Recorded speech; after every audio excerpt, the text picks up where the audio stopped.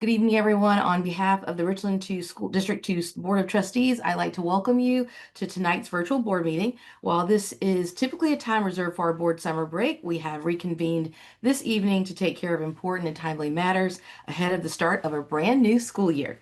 Even though we aren't gathered in person, our commitment to our students, staff, and families remains strong as ever. And as always, we appreciate your presence and your continued engagement in the work of the district.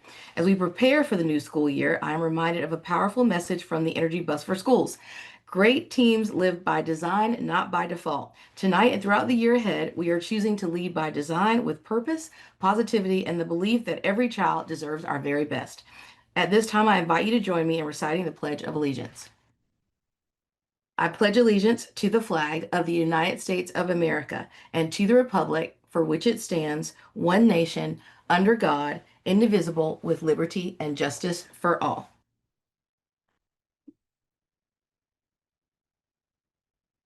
Okay. We will begin with item 3.1, approval of the agenda. The agenda for tonight's meeting has been published and made publicly available. May I please have a motion regarding the approval of the agenda? Madam Chair, Mr. Trapp, I move to approve the agenda for the July 22nd regular board meeting. is there a second? Second. The motion has been made by Trustee Trapp and seconded by Trustee Dennis to approve the agenda. Is there any discussion? The motion has there been made and seconded to approve the agenda. All in favor, please raise your right hand. Oh, Madam Chair, I am voting in the affirmative. okay. Thank you. All right, please lower your hands. Okay, the vote is 7 yes and 0 no. All right, the motion passes. Item 4.0, executive session. We will now move to item 4.1, executive session. May I have a motion regarding executive session? Madam Chair, Dr. Elkins Scott, yes, I move to convene an executive session for the purpose of discussing student admission requests into the district's adult education program, employee recommendations and certified releases, and a personnel matter regarding the evaluation of the executive assistant to the board. thank you very much. The motion has been made by Dr. Elkins Scott and second. Is there a second? Sorry, is there a second? Second. The motion has been made by Dr. Elkins Scott and seconded by Trustee Washington to enter to executive session. Is there any discussion? The motion has been made and seconded to enter executive session. All in favor, please raise your right hand. Madam Chair, I vote in the affirmative again. Okay, all right. The vote is 7 yes, 0 no. The motion passes. The board will now enter into executive session. I'll see you guys on the other side. Good evening, everyone who joined us while the board was in executive session. Thank you for being here. May I have a motion to end executive session? Madam Chair, Ms. Washington, I move that we adjourn executive session at 6:22 p.m. and resume public session. the motion has been made by Ms. Washington. Is there a second? Second. The motion has been made by Ms. Washington and seconded by Mr. Dennis to end executive session. Is there any discussion? The motion has been made and seconded to end executive session. All in favor, please raise your right hand. Mr. Trapp, are you in the affirmative? Affirmative, that's correct. All right, thank you. All opposed? There were no opposed. Everybody was in favor. Okay. The vote is 7 yes, 0 no. The motion passes. Okay. We move on to item 5.1 for public participation. Please note that if no one has signed up to address the board tonight, so I guess we will go on. Do we have, I just want to confirm, have we had anybody sign up since we signed on, Dr. Franklin? Ms. Council. No, ma'am, we haven't had anyone sign up. Thank you, Georgette. Okay. All right. All right. Well, then we will move on to items in executive session. Item 6.1, student admission request into the district's adult education program. May I please have a motion? Madam Chair, Mr. Dennis? I move to approve the student admission request into the district's adult education program for students 1 and 2. Is there a second? Second. The motion has been made by Mr. Dennis and seconded by Mrs. Washington. Is there any discussion? The motion has been made and seconded to grant the student admission request into the district's adult education program. All in favor, please raise your right hand. Madam Chair, I vote in the affirmative. Okay, the motion the motion is 7 yes, 0 no. The motion passes. Okay, item 6.2, employee recommendations and certified releases. We will now move on to that item. May I please have a motion? Madam Chair, Ms. Williams? I move to approve the employment recommendations and certified releases as presented. Okay, is there a second? Second. The motion has been made by Mrs. Williams and seconded by Dr. Elkin Scott. Is there any discussion? Okay, the motion has been made and seconded to approve the employee recommendations and certified releases as presented. All in favor, please raise your right hand. Madam Chair, I vote in the affirmative. All right, the vote is 7 yes, 0 no. The motion passes. We will now move on to new business action requested. Item 7.1 is a CEP resolution for the 2025-2026 school year. Dr. Moore. Thank you, Madam Chair. One of the requirements that came out of the last legislative session was that the board needed to adopt a resolution to address CEP for which is Community Eligibility Program for feeding students. And so as a result of that requirement, we are bringing to you a resolution for the board to approve tonight. The additional cost to support full implementation in our district would be about $2 million. And at this particular point in time, we do not have those funds available to do that. Therefore, that is reflected in the resolution that we're asking that the board adopt tonight. Okay. All right, thank you, Dr. Moore. Board members, may I please have a motion regarding the CEP resolution for the 2025-2026 school year? Madam Chair, Ms. Washington? I move to adopt a resolution not to participate in a district-wide community eligibility program due to the financial burden. Is there a second? Second. The motion has been made by Ms. Washington and seconded by Mr. Dennis. Is there any discussion? Madam Chair, Dr. Elkin Scott? I will not be supporting this. When we look at the budget, I know we have a very tight budget, but we find money to do other things. So we know that when students are not eating, they're not healthy, they can't perform well. So that should be one of our priorities, that we try to figure out how we can get the money, whether it's we could have looked at some grants or we could have gone into the budget and looked deeply into that. So I will not be supporting this because we say we want to have the best interest for all of our students, and we want to make sure that students are fed. And I don't think we took a deep dive into trying to figure out where we can find the monies to do this. So I will not be supporting this motion. Thank you. All right. Okay, the motion has been made and seconded to adopt the resolution not to participate in the district-wide CEP for the 2025-2026 school year due to financial burden. All in favor, raise your hand. Madam Chair, I vote affirmative.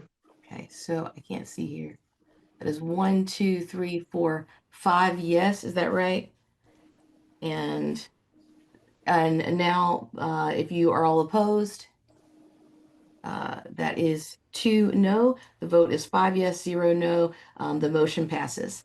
All right, moving on to item 7.2, and that's discussion of the board meeting structure. Item 7.2 is an opportunity for the board to discuss implementing a new board structure. It was presented in our packets on board docs. Board members, may I please have a motion regarding the proposed board meeting structure? Madam Chair, Yes, Ms. Washington? I move to approve the new board meeting structure as presented to begin with the August 12th, 2025 board meeting. Is there a second? Second. Second. Okay, Motion has been made by Ms. Washington and second by Dr. Elkin Scott. Is there any discussion? Okay, the motion has been made and seconded to approve the proposed board meeting structure to begin with the August 12th, 2025 board meeting. All in favor, please raise your hand. Madam Chair, I vote in the affirmative. Okay, so yeah. All right. So the vote is 7 yes, 0 no. The motion passes. All right. Item 7.3, authorization of the superintendent to apply for available state, federal, foundation, and other special funded programs for the 2025-2026 school year. All right. And now, Dr. Moore, would you like to provide some context for us, please? Yes, Madam Chair, this is a request that we bring historically every year to the board. It is so that the district can apply for grants that are out there to help with educating our students without coming to the board for every grant. As you know, sometimes grants have a very short timeline. We want to be able to apply within a quick time frame, and this just gives the superintendent that authority to go ahead and apply for grants. Okay. All right. All right. May I please have a motion, board members? Madam Chair, Mr. Dennis? I move to authorize the superintendent to apply for available state, federal, foundation, and other special funded programs funding for the 25-26 fiscal year. Is there a second? Second. Okay, the motion has been made by Mr. Dennis and seconded by Dr. Elkin Scott. Is there any discussion? Madam Chair? Oh, yes, Ms. Williams. Yes, this asks the questions for Dr. Moore. Will this include grants that possibly could deal with funding for food? And if, because we just voted on that for us not to provide, but can the district still provide go for grants for funding for other sources for food? Yes, we could, Ms. Williams. The resolution is just identifying that at this particular point in time, we would not be doing district-wide CEP. As you're aware, I believe we have 25 schools that we do CEP for. So if we did acquire additional funding through a grant or additional source, we would then bring that back to the board for the board to amend their resolution and adopt a current one. Okay. Okay. And I don't know if this is the place, but how would we make that like a priority for us to be able to seek funding for some grants or for the grant committee? So we are constantly scouring grants, Ms. Williams. We are looking for every opportunity that we can find to provide additional funding. I do have Mr. Anderson on to give, if you have some specific questions around what the federal government looks for in the response to feeding, because that is different than the Department of Education. So Mr. Anderson, if you want to chime in to provide any additional information, please do. Yes, good evening, and thank you, Dr. Moore, and good evening, everyone. Yes, as Dr. Moore said, the resolution, and I know we're on a different topic, but the resolution just covered the 8 schools that are not participating. Students who qualify for free lunch do still get free lunch. They just have to go through the application process and reduced as well. And so that's where that difference is of not having every single school free lunch. In regards to the federal government and the grants, there are a lot of stipulations, like all the grants, and those which come with many different things. Technically, the funding we get is a grant. It's a large grant of the National School Lunch Program that does fund and there's different strings, there's different pots of money. So we got the CEP, we got the non-CEP, we've got the snack program, we have the dinner program, we have a lot of different food area, and we participate in many of those already. To my knowledge right now, there is not another funding that would serve outside of CEP, but we'll work with our grants coordinator, Ms. Arlene Bakutis, Dr. Arlene Bakutis, to look into additional funding. As you are aware, though, a lot of the federal funding is going through different reviews right now, and so we are monitoring those with food, and so those are some challenges. as well. But we will continue to provide the board in board briefs or other updates if we can find some additional funding. Hopefully, we can increase in the near future the ability to provide funding for all of our schools. I know in the past there have been some proposals either at the state level or federal government to make CEP or universal free meals for all of our children. And that's still there, but at this point, that's all we know at this point. If there's any questions, I'm happy to answer any further questions. Thank you. Madam Chair, Dr. Elkin Scott. yes, I do have a question, but I think it's more for Dr. Moore unless she designates it to someone. I know that we have millions of billboards out there, and I'm just exaggerating when I said millions.